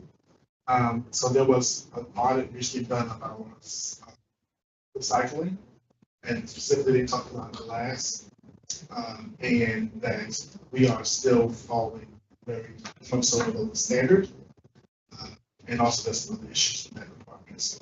So before we get to that, were there any other questions or comments about what was item for consideration? Mr. Martin? I think one of the problems with these grand citywide ordinances, like the tree ordinance, for example, is this attitude that we're going to deal with this one-off and done. Because the code is a living thing, and so if this ordinance makes, an incremental improvement, if it's better than what we had before, that doesn't mean we can't introduce a text amendment tomorrow, right? And as long as we don't fall into, and by we, I don't mean necessarily us, but city council, doesn't fall into this attitude that we've already dealt with that, we're not gonna touch it again, then it's no big deal to, have something that's an improvement, but is still clearly imperfect. So I don't know that we need to do anything about that, but I think it's something we should keep. I think my request is really with the idea that these are living documents. But I'd like the living that goes forward to be based on what was actually passed and to know what was actually passed in relation to our many recommendations, because there were many recommendations that came in, written and verbal, and not all of it's in the ordinance. It didn't make it through council, I should say. Mr. Kessler, So what I was referencing before, when the president asked me about the updates to the tree protection ordinance, the Department of City Planning does appear to prepare a fact sheet that was submitted via the then Deputy Chief of Staff to all city council members. So documents aren't being produced and provided to the council. I think it's just maybe worthy of APAB advising the Department of City Planning that sort of information should also be shared with NPUs when NPUs have weighed in on the unsubstituted version. I presume in certain cases, amendments or other surveys are minor enough that such a fact sheet's not prepared. But knowing the extensive nature of what was going on the tree protection ordinance and that the council presumably requested or needed that information, it can also be beneficial to have that summary for NPU chairs in advance of the vote, but also to be shared as part of the report afterwards, just as Ms. LaRue was mentioning, when there's a difference in the vote, that information shared back at NPUs, but when there's been substantial changes to the not an amendment to add another sponsor, but when there's something related to the substance of the matter, because otherwise the last information the NPUs have received is not what's ended up being adopted. We're going to be confused about actual implementation, or I think, as Ms. LaRue said before, that many of the first round of changes to the tree protection ordinance were based upon comments or comments received in that process. So it'd be very, very beneficial if folks can get that feedback and understand, oh, the city did listen, they did take our guidance into consideration. So I think oftentimes it's going to be a much better, more transparent process if that happens. But also just so that we're knowing and have the current copy of what was adopted versus what we reviewed 3 months before. Ms. Phillips, I was mistaken. I did find it is on the dashboard. So when you vote on citywide legislation, it's on our MVU dashboard. And so for clarification, the vote is there, but you're asking for the individual planners report or just seeing the vote. Well, I'm more interested, for instance, when we vote on these ordinances, if we vote no, I make sure that our planner indicates what our issue was that made us vote no. Some of the other MPUs may have had that same concern, but we have no way of knowing because, we all meet at different times. So I was just wondering if there's some way that as the MPUs can just, without disturbing your office, just go to the dashboard, look at the planner's report for her meeting for this last Monday.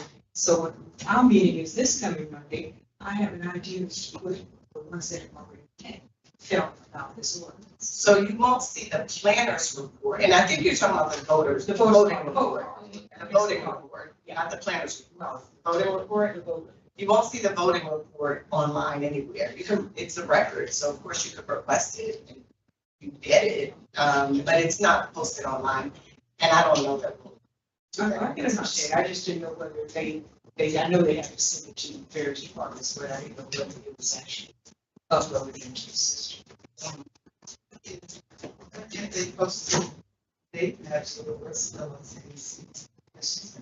Post what in APAB? post whatever the contention was that led to this.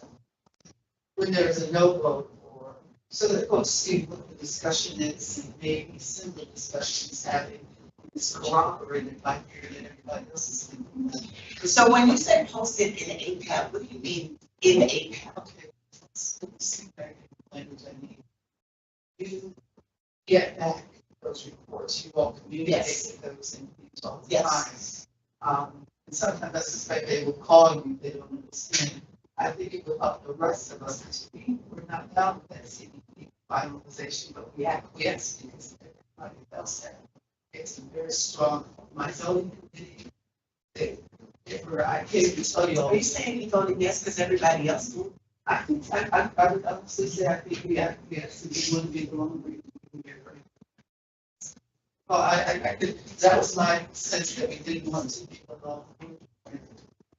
No, that did not be what you want to hear, but, there were, I want to hear the truth. Yeah. I mean, that's that. Well, no, MUB has no problem being. Nobody, especially not an underserved community. You should have to go to yes zone because everybody knows. That's I'm not sure all of it. But they're really, I say strong. They're folks I think are experts. They. So. Like, small person, but I say to you that. Yeah. The answer for now is no. It is not easy or simple to do what you're asking or what you're suggesting. I'll talk it over with the team and see if there's a way to do that. I would just say, I think information is power. I want, especially in underserved communities, but I want everybody to have access to information. I would suggest asking, I think that's kind of the purpose for the board of chairs. APAB, the purpose of that is to share that kind of information with other chairs on your board or other members on your board. But I would suggest for now, in the meantime, if you want to know how MPs voted on the thing or why, what the rationale was, just to ask that chair or chair. You can find a vote on the dashboard, but you won't find all the different voting reports from each. One last question on that.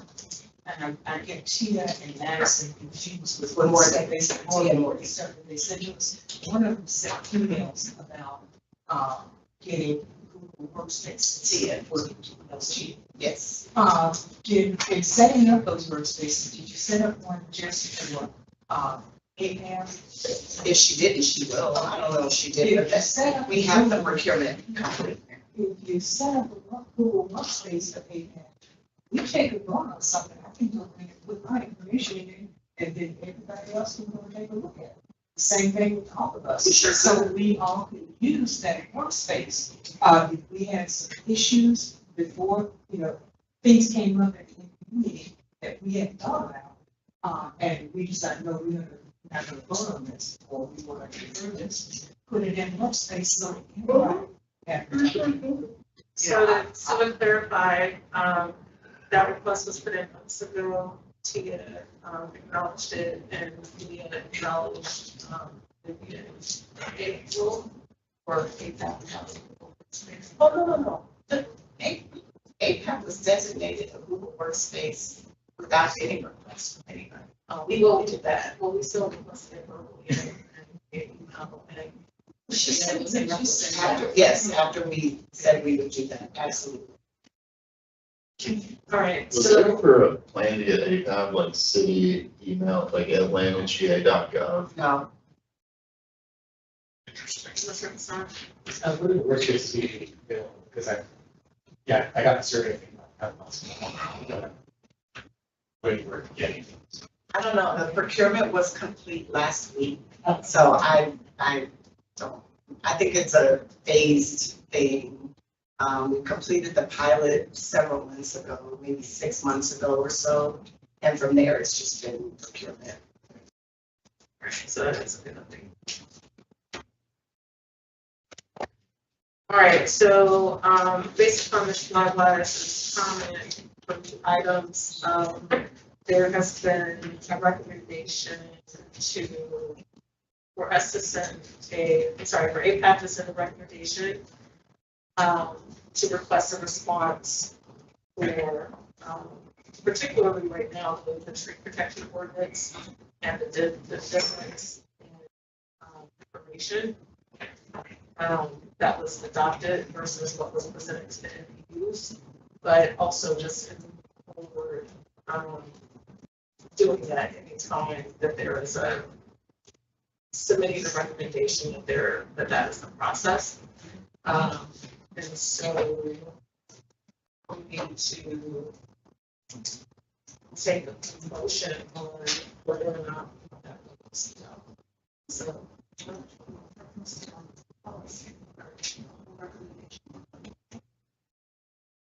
It's just, because if you just want to request, I can make a question on the motion. I thought it was a recommendation, that y'all were sending a recommendation that there would be a policy that you always get an update on substantive changes, differences of votes, et cetera. If you just want an update on TPO. I just email everybody the TPO.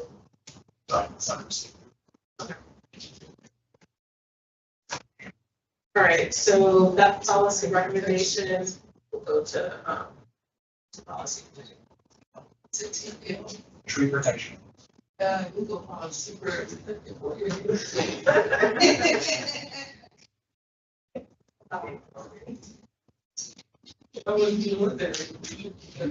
I kind of don't see any confidential in terms of.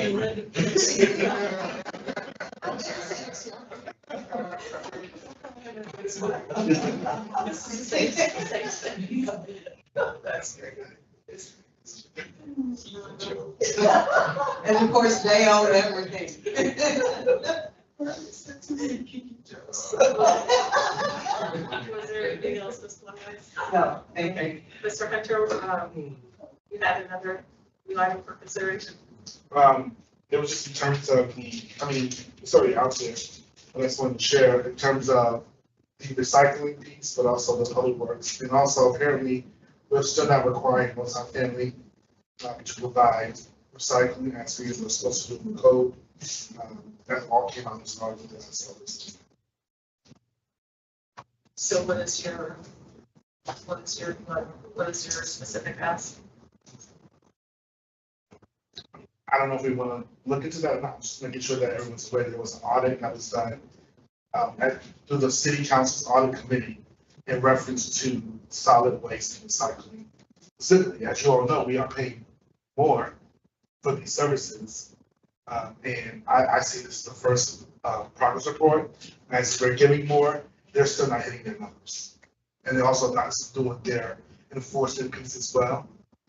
So I want to put that out there for the body. If you want to refer, let's look at that more. We can, but I want to make sure everyone's aware because we are all paying more, but most of us paying more for that solid waste. And they're not. And it goes up again in 2 months. It goes up for the next Yeah, this is usually. 5 years. And again, next Yeah, they put it in the next 3 years. It's gonna continue to go up.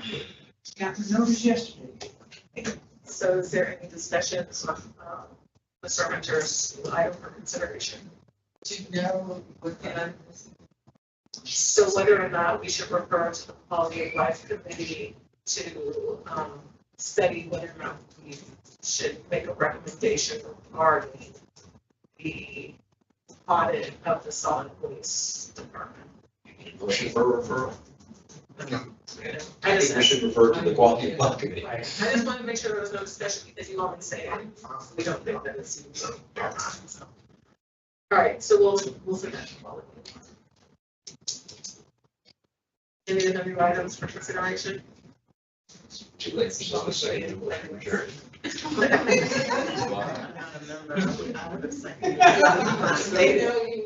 of went on, didn't we? Any unfinished business? Any announcements or upcoming meetings? We talk about like the need to understand like what's happening. This is the time where we should let everyone know if there's a meeting we need to go to, if there's an event that's happening, something that we need to track. Is there anything that's coming up? Streets Alive. Streets Alive is tomorrow on Peachtree Street, downtown to midtown. That's it. Huh? Oh. The Peachtree Road Race is coming up. I don't know if anybody here participates. You got your number? Tom? You got your number? I registered, I regret it. Any other? Yeah, for folks on the, MPUs on the Hamilton corridor, Marta's rescheduled leadership communication about the BRT and all projects there is scheduled for Tuesday, 6:30 at the Greenbrier Hall, the event center right there. Would you repeat that, please? Would you repeat the date and time? It's Tuesday at 6 p.m. at the, I forget the name. Greenbrier Mall? Yeah, 2841 Greenbrier Mall is that event space right there next to the police.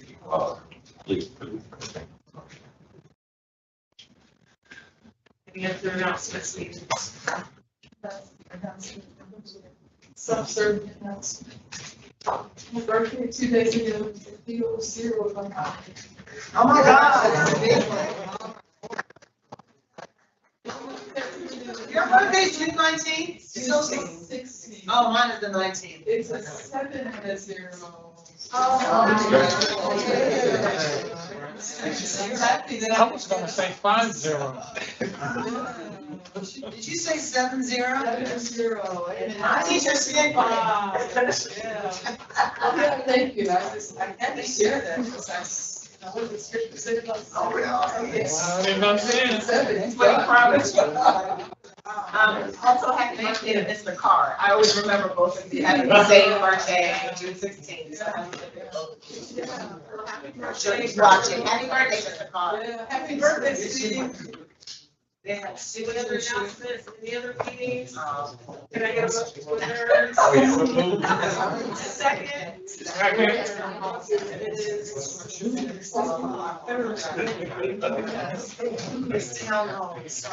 right.